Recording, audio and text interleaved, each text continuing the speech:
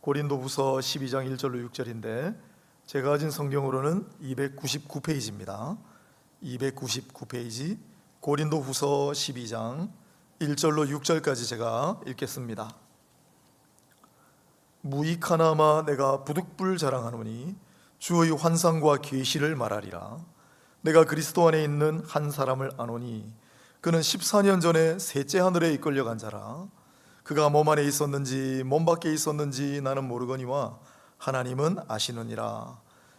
내가 이런 사람을 아노니 그가 몸 안에 있었는지 몸 밖에 있었는지 나는 모르거니와 하나님은 아시느니라.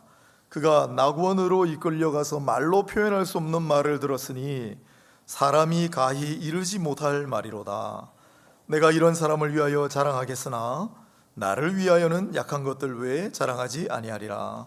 내가 만일 자랑하고자 하여도 어리석은 자가 되지 아니할 것은 내가 참말을 함이라. 그러나 누가 나를 보는 바와 내게 듣는 바에 지나치게 생각할까 두려워하여 그만두노라. 아멘.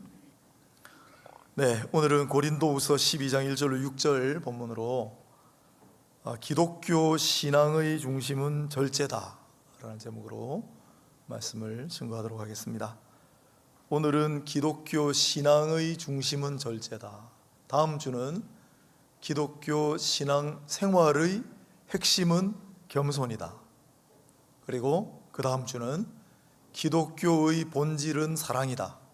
이렇게 세 편을 설교하도록 하겠습니다. 고린도후서를 오늘 봅니다. 고린도후서는 사도 바울이 서기 55년 내지 56년에 기록한 편지라고 보통 추정합니다. 그런데 앞서 쓴 고린도전서하고 고린도후서하고 똑같이 고린도 교회라는 곳에 보낸 편지인데 너무 달라서 어떤 분은 고린도전서는 길도 잘 닦여진 정원 같다고 말한다면 고린도후서는 길도 나 있지 않는 그냥 막 숯불 사이를 헤집고 들어가야 되는 숲의 느낌이라고 했습니다. 왜냐하면 고린도후서는 평소 사도가 잘 다루지 않던 주제들이 등장하고 특히 바울의 개인의 경험이나 또한 개인의 감정이 이례적으로 드러나 있는 그런 내용들도 꽤 있기 때문입니다.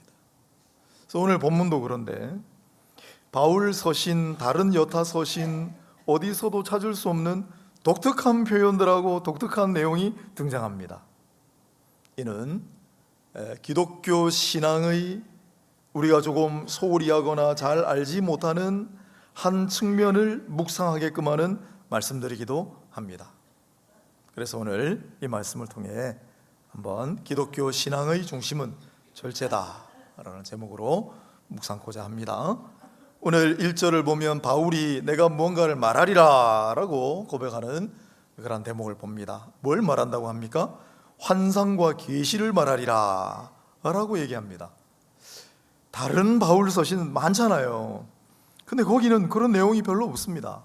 유독 고린도후서에 내가 지금부터 환상과 계시를 한번 말해보리라 이렇게 얘기합니다. 뜻밖이죠. 환상은 뭔가 특별한 걸 본 거고 계시는 뭔가 특별한 걸 들은 거예요. 주의 환상과 계시니까. 그러면 뭘 보고 뭘 들었을까요? 구체적인 이야기를 오늘 2절부터 써놨어요. 바울이 뭘 지금 말하고 싶은 거예요? 무슨 특별한 경험을 한 겁니까? 2절을 보니까 내가 그리스도인의 한 사람을 나누니 마치 남 이야기하듯이 하는데 자기 이야기입니다. 14년 전에 셋째 하늘에 이끌려갔다. 셋째 하늘이 뭘까요? 셋째 하늘에 이끌려갔다는 건 또 뭘까요? 4절을 보면 그가 낙원으로 이끌려가서 낙원으로 이끌려갔대요. 이 낙원이란 말이 우리가 잘 아는 파라다이스라는 말이에요. 낙원으로 이끌려갔다.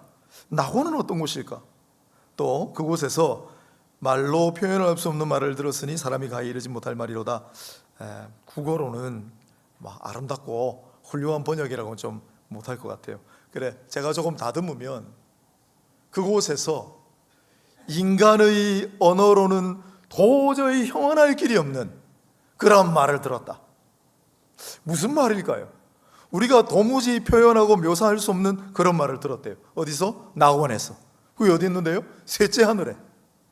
그런 환상과 계시를 내가 말하노라 이례적입니다. 그런데 바울만 그런 게 아니고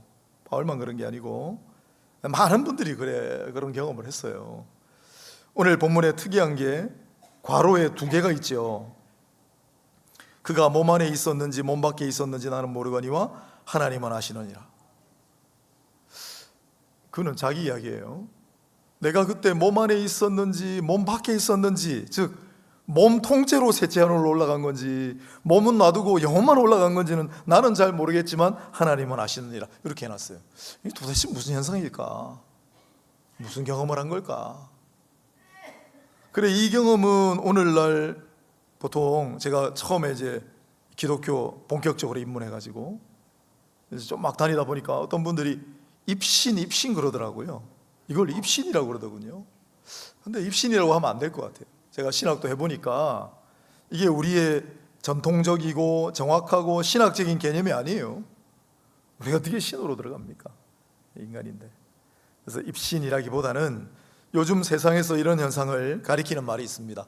유체이탈, out of body experience. 영어도 있어요. 유체이탈. 일종의 유체이탈인가? 근데 바울만 이걸 또 경험한 것도 아니에요. 구약에 한 사람 더 있습니다. 에스겔서 8장 3절에 보면 어느 날 여호와의 권능의 손이 자기를 붙잡아 예루살렘으로 이끌어갔다 라는 대목이 나옵니다. 그때 에스겔이 어디 있었습니까? 바벨론에 있었어요. 바벨론에서 예루살렘까지 얼마나 먼 거리입니까? 그런데 어느 날 갑자기 주의 손이 나를 붙들어 예루살렘으로 데리고 가서 예루살렘 성전을 막 보여주거든요. 그건 그러면 몸이 통째로 이끌려간 건지 몸은 놔두고 영혼만 이끌려간 건지, 그것도 바울식으로 표현한다면 도무지 모르겠거니와 하나님은 아시느니라. 비슷한 사례가 있죠. 뿐만 아니라 에스겔이나 바울이나 또 그 외에도 많이 있습니다. 제가 오늘 책을 하나 소개하려고 하는데 기독교 영성이라는 책이에요. 1입니다. 1. 요만큼 두께의 책이 3권 있는데 지금 절판돼서 안 나올지도 몰라요. 은성출판사. 우리 개신교 쪽에서는 거의 보지 않는, 나오는 분이 없을 거예요 아마. 안 사셔도 됩니다. 이 책의 내용은 초대부터 해서 12세기까지 영성가 혹은 신비가들을 기록해 놓은 책이에요. 몇 년 전에 홍성사에서 이 책을 냈길래 제가 얼른 샀죠. 임락경의 우리 영성가 이야기. 여기는 우리나라 사람들이 쭉 적혀 있습니다. 이세종, 이현필, 최영종, 김현봉, 이거들이 많이 있는데, 자, 이런 분들을 뭐라고 하느냐? 신비가, 영성가라고 불러요. 무슨 뜻이냐면 이 바울이 했던 체험과 같은 거룩하고 신비한 체험, 영적인 특별한 체험들을 많이 한 사람들이에요. 그런데 바울이나 에스겔이나 성경적인 인물, 또 초대교회부터 12세기까지 서양의 많은 분들, 한국의 많은 분들, 이분들만 그러면 특별한가? 그렇지 않다라는 거예요. 루돌프 오토라고 독일의 유명한 종교학자가 있습니다. 19세기 후반, 20세기 초까지 활동했던 분인데, 이분이 누미노제라는 말을 만들어냈어요. 노이로제가 아니고 누미노제, 유명한 말이에요. 무슨 뜻이냐면 자기가 세상의 종교들을 다 조사를 해보니 어느 정도 고등 종교, 즉 교리체계도 있고 예배도 드리고 기도도 하고 하는 어느 정도의 고등 종교는 다 동일한 현상이 있는데 영적 체험이 있다. 무언가 이 세상에서의 체험과 다른 영적인 체험을 하더라는 게 이 종교학자의 연구 결과예요. 이걸 번역할 길이 없어가지고 누미노제라고 하는데 저는 그냥 신비체험이라고 해요. 이건 바울이나 에스겔이나 특별한 사람들에게 주어지는 게 아니라 다 있는 거예요. 제가 왜 이 말씀을 드리냐면, 제가 무속인 출신인데 요즘 복음 전도자 간증하고 다니시는 분하고 제가 방송하잖아요. 이분 이야기 나눠보면 정말 신기하고 영적인 현상을 너무 많이 체험한 분이에요. 무당이었으니까. 무당뿐만 아니라 각종 종교, 우상을 섬기고 헛된 신을 섬기는데도 이상하게 영적 체험을 하는 사람들이 있어요. 그러면 제가 한번 여러분에게 물어볼게요. 뭐 셋째 하늘, 낙원 이런 거 아니더라도 뭔가 이 세상에서는 말할 수 없는, 경험할 수 없는 그런 거룩하고 신비한 체험을 해보신 적이 있습니까? 무슨 영적인 특별한 체험을 신앙생활하면서 해보신 적이 있습니까? 옛날에 한번 했다, 그것도 아니에요. 지금도 하셔야 돼요. 최근에 해보신 적이 있습니까? 이거 만약에 내가 자신 있게 말할 수 없다 그러면 억울한 일이에요. 이거 분한 일이에요. 아니, 우상을 섬기고 거짓신을 숭상하는 사람들도 이런 영적인 체험을 한다는데, 우리는 참된 하나님을 섬기고 진짜 신앙을 우리가 가지고 있는데 우리는 왜 이런 영적 체험을 못하는 거예요? 이거는 억울하고 분하게 생각해야 되는 일인 거예요. 그래서 제가 오늘 이 말씀을 통해 첫 번째로 도전을 드리는 거는, 여러분 부디 좀 사모하셔서 나는 필요 없어요, 나는 그런 거 없어도 신앙생활 잘해요, 그러지 마시고, 이것도 풍성한 하나님 은혜의 목록 가운데 하나예요. 좀 사모하셔서 기도하셔가지고, 그 어떻게 그런 체험합니까? 기도밖에는 다른 길이 없어요. 깊은 기도, 오래 기도 하셔서 제발 부디 이런 영적인 체험, 거룩하고 신비한 체험도 좀 하셔서 여러분의 신앙이 풍성해지고, 그로 말미암아 하나님께 더 감사와 찬양이 넘치는 그런 모두가 되시기를 바랍니다. 바울은 어떤 사람이었냐? 바울은 원래 그런 사람이 아니었어요. 바울은 율법주의자였어요. 바울이 사도행전 22장 3절에 자기를 뭐라고 소개했습니까? 나는 가말리엘의 문화에서, 가말리엘은 당대 최고의 율법학자예요. 가말리엘의 문화에서 누구보다도 열심히 있는 자라. 무슨 뜻입니까? 내가 최고였다는 거예요. 당대 최고의 율법 스승 가운데도 제자들 중에 자기가 최고였다는 거예요. 율법주의자예요.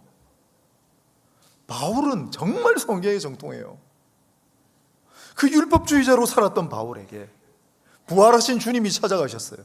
어떻게 주님이 만나주셨습니까? 환상으로. 놀랍죠? 바울에게 없는 거, 환상 가운데 주님이 나타나셨잖아요. 다메섹 가는 길에. 왜 제가 환상이라고 합니까? 왜 거룩하고 신비한 체험이에요? 여러 사람이 가고 있었는데 바울만 주님의 음성을 들어요. 바울아, 바울아, 너 왜 나를 이렇게 박해하니? 누구십니까? 나는 네가 박해하는 예수다. 아무도 못 들었어요.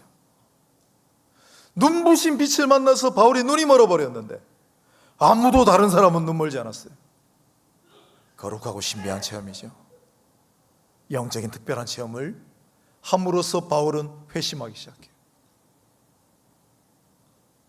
그리고 기도를 많이 했나 봐요. 오늘 본문에 14년 전의 경험이라고 했죠. 55년 내지는 56년의 고린도후서를 썼다면 14년을 거꾸로 가면 41년 내지 42년이에요. 그때 바울은 뭘 하고 있었냐? 예수님을 만나 회심했지만 아무도 바울을 받아들여 주질 않아요. 이 사람 율법 전문가, 그리스도인들을 잡아다가 족치던 사람, 스데반이 죽을 때 거기 발장 끼고 있던 사람 아니야. 그래서 바울은 자이바인 타이반으로 고향으로 돌아가서 10년 이상을 은거 생활을 합니다. 아무도 불러주지 않아요. 여러분, 바울이 10년 동안 뭘 했겠습니까? 뭘 했겠어요?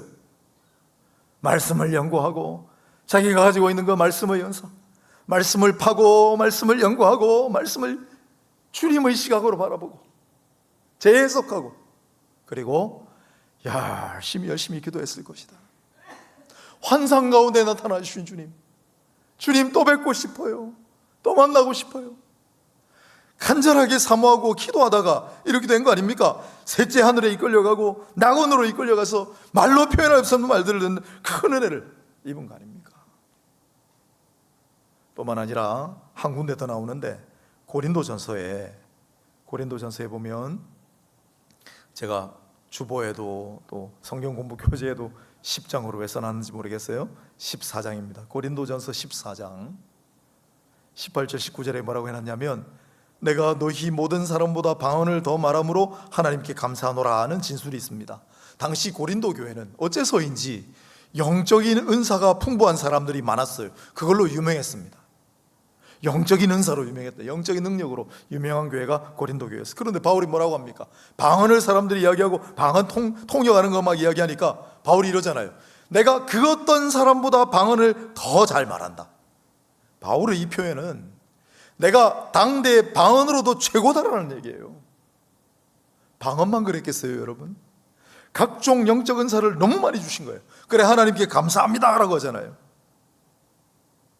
바울은 본래 율법주의자였지만은 그러나 10년 동안 응가하면서 말씀을 파고 다시 한번 새롭게 해석하여 그리스도의 눈으로 바라보고 말씀의 은혜가 풍성했어요. 그래서 서신서를 써요. 그리고 바울에게 부족했던 거 환상 가운데 나타나 주신 주님의 은혜를 잊지 않고 기도하고 사모하며 나아가 너무나 놀랍고 놀라운 경험을 많이 한 거예요.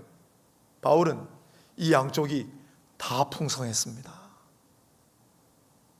왜 이 말씀을 드리는 거 하니 이게 우리 신앙의 목표예요. 여러분 많이 사모하고 기도하셔서 말씀의 은혜가 여러분 가운데 풍성하기를 바랍니다. 말씀의 은혜가 풍성하기를 바랍니다. 말씀이 더 잘 깨달아지고 말씀이 너무 위로가 되고 말씀이 너무너무 은혜가 되고 뿐만 아니라 제발 부디 기도하셔서 나 예전에 그런 체험이 있었는데 요즘은 없어 그러지 마시고 나 한 번도 신앙생활하면서 그런 일이 없는데 그러지 마시고 제발 기도하고 사모 한번 주셔요. 야고보에게 뭐라고 했습니까? 야고보가 좀 삐딱했거든요. 예수님 동생으로. 야고보가 뭐라 합니까? 꾸짖지 아니하시고 후히 주시는 하나님께 구하라 그리하면 주시리라. 자기도 받았다는 거예요. 하나님께 은사를 구하십시오. 하나님께 이런 은혜를 구하십시오. 하나님 저도 하나님 뵙고 싶어요. 저도 하나님 품에 안겨보고 싶어요. 저도 놀랍고 신비한 체험을 하고 싶어요. 저도 영적인 특별한 체험을 하고 싶습니다. 구하고 기도하세요. 그래서 이러한 은혜도 좀 풍성하게 누리시기를 바랍니다. 이게 우리 기독교 신앙의 목표가 되어야 돼요. 여러분은 어떻게 신앙생활하고 계십니까? 그런데 우리가 말씀 중심을 자꾸 강조하는 거는 이 신비한 경험은 좀 위험하거든요.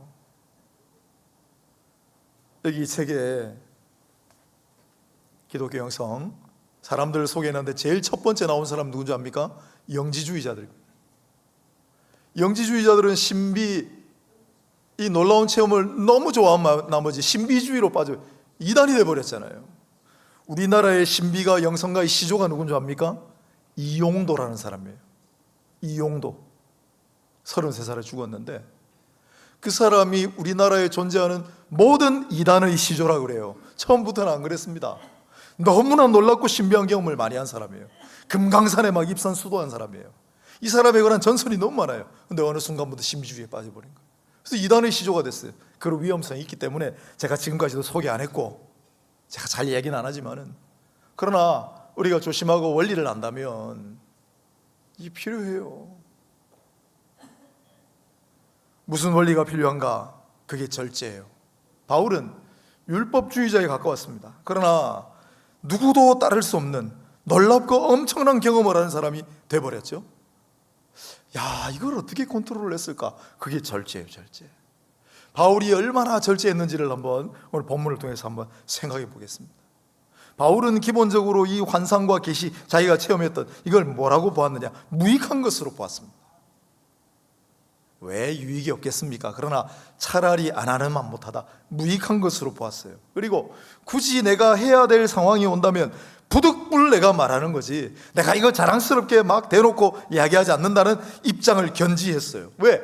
기독교 신앙이 그게 다가 아니고 이건 굉장히 위험할 수 있기 때문에 자칫 잘못하면 그것에 막 그게 너무 달콤하니까 그런 신비한 경험에 함몰될 경우에 신자를 자칫 그릇된 길로 오도하기 십상이라 그걸 정확하게 알았기 때문에 무익하다, 부득불 말한다, 절대 자랑하진 않겠다, 그렇게 얘기를 해요.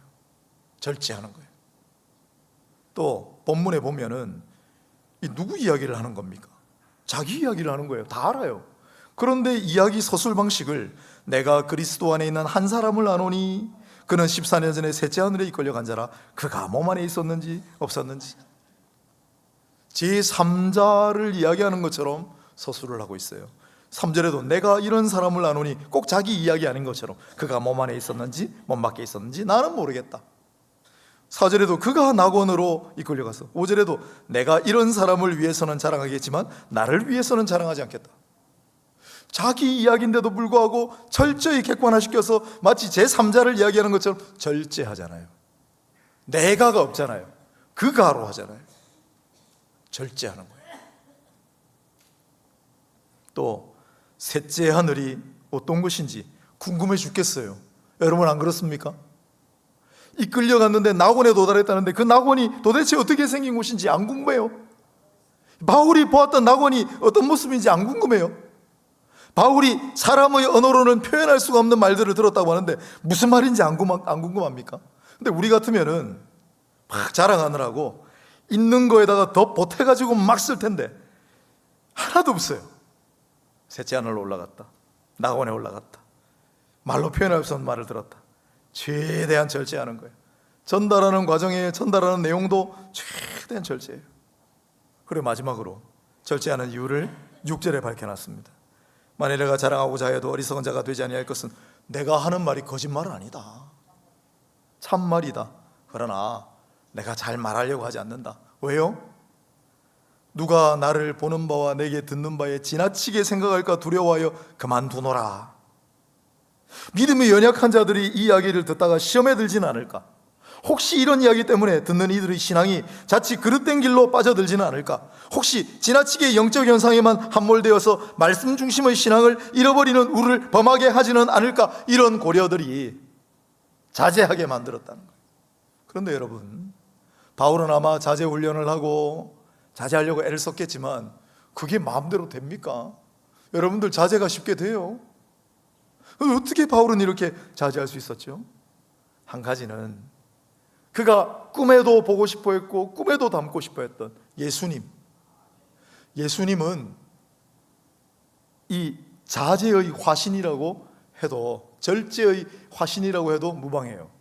말씀이 육신이 되어 우리 가운데 거하심이라는 구절이 있는데 거기 말씀에다가 절제, 자제를 넣어서 절제가 육신이 되어 우리 가운데 거하시며, 왜? 하나님이신데도 불구하고 인간으로 되시는 그 자체가 고도의 절제고 신적인 자제가 아닙니까? 제가 석사 논문을 뭘 썼냐면 그리스도의 양성의 속성교통론을 썼어요. 들어도 무슨 이야기인지 이해가 안 되시죠? 그리스도에게는 양성이 있어요. 신성과 인성. 그건 다 이해하시죠? 그 신성과 인성이라고 하는 속성이 서로 교통한다. 우리 사도신경 할 때 예배 때마다 성도의 교통과 성도의 교통은 어디서 옵니까? 삼위일체 하나님 사이의 교통에서 와요. 또 그리스도 안에 있는 신성과 양성, 인성의 양성의 교통에서 비롯된 게 우리 성도의 교통이에요. 그러면 신성과 인성의 교통이 도대체 뭔가? 한마디로 말하면 절제와 양보다. 왜? 여러분 생각해 보세요. 그리스도는, 예수님은 신이세요. 신, 하나님의 아들이시자 전능하신 하나님이세요. 뭐든지 다 하실 수 있는 분이에요. 근데 왜 그렇게 안 하셨죠? 절제하시는 거죠. 신적 절제. 때로는 인성으로만 나타나실 때가 있어요. 배고프시고 눈물을 흘리시고 피곤하시고. 왜 하나님, 전능하신 하나님이 피곤하고 줄이셔야 됩니까? 안 그러실 수 있는데도 불구하고 절제하시는 거예요. 신성을 절제하셔서 인성만 드러나게 하시는 거예요. 때로는 신성을 드러나게 하실 때도 있어요. 기적을 일으키실 때. 그러나 그때도 최대한 자제하세요. 최소한의 기적만 하세요. 한번 보세요, 성경을. 어떤 데는 신성과 인성이 연합하여 무슨 일을 하실 때가 있습니다. 왜 인성에 의지합니까? 신성으로 다 하실 수 있는데 그럼에도 불구하고 절제하시고 양보하셔서 인성과 신성이 함께 작업을 하시는 모습이 나와요, 성경에.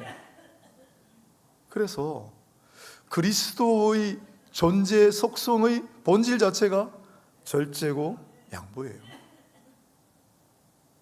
바울은 그걸 알았죠. 그래서 그리스도를 닮고자 절제하는 사람이 된 거예요. 하지만 바울도 그게 잘 안 돼요. 잘 되겠습니까? 오죽하면 바울이 나 괴롭다, 아직도 내 속이 시퍼렇게 옛날 내가 살아가지고, 그런 고백을 하겠어요. 그런데 바울을 이토록 절제하게 만드는 정말 중요한 요인이 하나 있습니다. 오늘 본문에 없고 이어지는 7절에 있어요. 7절 한번 보세요. 여러 계시를 받은 것이 지극히 크므로 너무 자만하지 않게 하시려고 내 육체의 가시 곧 사탄의 사자를 주셨으니 이는 나를 쳐서 너무 자만하지 않게 하려 하심이라. 우리 주석가들을 골머리를 싸매게 하는 사탄의 사자가 도대체 뭘까? 도대체 뭐길래 사탄의 사자라고 했을까? 육체의 가시인데 우리 알 길이 없죠. 그러나 너무나 고통스러웠던 것만은 분명해요. 바울은 이것 좀 없애달라고 죽기를 각오하고 기도했는데 하나님 안 치워주셨어요. 그리고 마침내 하나님께서 왜 그 기도에는 응답 안 해주시는가 이유를 알게 돼요. 왜? 내게 주신 은혜가 너무 넘치고 풍성해서. 바울은 말씀으로도 은혜를 풍성하게 충만하게 받은 사람이에요. 이 신비한 경험으로도 은혜를 충만하게 풍성하게 받은 사람이에요. 누가 셋째 하늘에 끌려가고 낙원에 올라가가지고 형언할 길이 없는 말을 듣고 누구보다도 방언을 잘하고 누가 있겠어요? 너무나 넘치도록 은혜들을 받았기 때문에 자칫하면 교만해질까봐 하나님이 바울의 육체의 가시를 막아버리셨어요. 절대 안 빼주세요. 그래서 끝까지 교만하지 않고 항상 절제하며 자제하며 쓸 때도 이렇게 쓰고. 고린도후서 얘기밖에 없다니까요. 다른 데는 아예 적지도 않았어요. 바울만이 그런 게 아니라 제 모교회 은사님이신 이정삼 목사님, 이분은 신대원 다닐 때부터, 신학생 때부터 방언이 터져가지고 놀라운 방언을 하셨대요. 환상을 보고 심지어 신학생인데도 아픈 사람 막 기도해주면 낫고. 어떻게 됐겠어요? 소문이 나기 시작했어요. 자기도 모르게 막 드러나는 거예요. 그래서 신대원 다닐 때 한 교수님에게 불려갔습니다. 그분이 누구시냐면 박윤선 목사님이세요. 우리 신구약 주석을 쓰신 분, 지금도 그 주석을 보는 우리 교단뿐만 아니라 고신, 합신, 세 교단 신학교의 큰 어른이시죠. 박윤선 목사님한테 불려가가지고 우리 이정삼 목사님의 표현대로 하면 죽을 만큼 혼났다. 죽을 만큼 혼났다. 그래서 그때부터 정신을 바짝 차리고 절대 자랑하지 않고 교만하지 않고 저한테 그래 이야기하세요. 만약에 그때 박윤선 목사님 말 듣고 내가 정신 안 차렸으면, 내가 잘 되었으면 순복음 교단에 가가지고 열광주의자가 됐을 거고, 잘못 풀렸으면 이단의 교주가 됐을 거다. 목사님이 교회를 개척하셔가지고 힘드실 때가 있었습니다. 그래서 어느 날 사표를 써들고 갔대요. 저분한테. 이제 예배당에 다 무릎 꿇고, 아버지 오늘 내 사표 써들고 왔습니다. 나는 이제 오늘 이게 끝입니다. 더 못하겠습니다. 사표를 뭐 받으셔도 안 받으셔도 나는 끝입니다. 그리고 앉아가지고 기도를 하고 있는데, 이 이야기는 제가 너무 많이 말씀드렸는데 우리 새 가족들이 많으셔가지고 처음 듣는 분들이 있어서 많이 들으신 분은 용서하십시오. 기도를 하는데 갑자기 밑에 컴컴한 데서 사람 손이 쑥 나왔대요. 얼마나 놀랬겠어요. 사람 손만 쑥 나왔으니까. 깜짝 놀래가지고 보는데 손에 못자국이.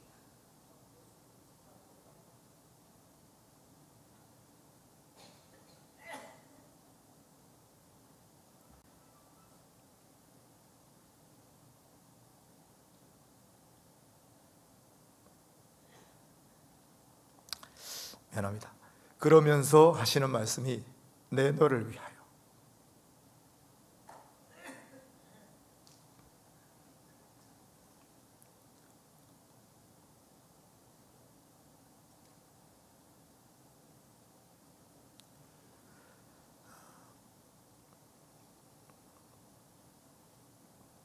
어른께서 그 이야기도 저한테만 해주셨죠. 아는 사람이 거의 없어요. 밖에 이야기하고 안 다니세요. 처음부터 중간 훗날까지 늘 사모하고 기도하고 엎드려서 사랑하는 여러분이요, 말씀으로도 풍성하게 은혜 받으시고 왜 우리는 못해요? 남들 다 하는데 무속인들도 체험하고 심지어 아프리카의 토속 종교인들도 다 체험하는데 우리가 왜 못해요? 하나님에게 달라고 하십시오.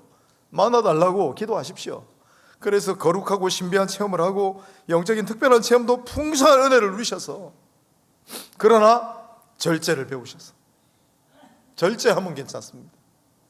절제하고 자제하는 법을 익히셔서 앞으로 그런 기독교의 신앙으로 살아가시기를 바랍니다. 하나님 아버지, 오늘 시간 고린도후서 바울의 고백을 통해 우리 신앙을 우리가 소홀히 하고 우리가 잘 체험하지 못하는 부분을 함께 살폈습니다. 이제 여름입니다. 휴가를 내어서, 시간을 내어서 홀로 고요한 시간을 가져서 하나님, 사랑하시는 우리 온천제일의 권속들 한 분도 빠짐없이 말씀으로도 풍성한 은혜를 체험하게 하시고, 또한 바울이 그랬듯, 에스겔이 그랬듯, 우리 신앙의 선배들이 그랬듯 거룩하고 신비한 체험, 영적인 특별한 체험도 풍성한 은혜를 누리게 하옵소서. 그리고 절제하는 법을 익혀서 자랑하지 아니하고 교만하지 아니하고 풍성한 신앙생활을 해나가는 모두가 되게 하옵소서. 예수 그리스도 이름으로 기도합니다. 아멘.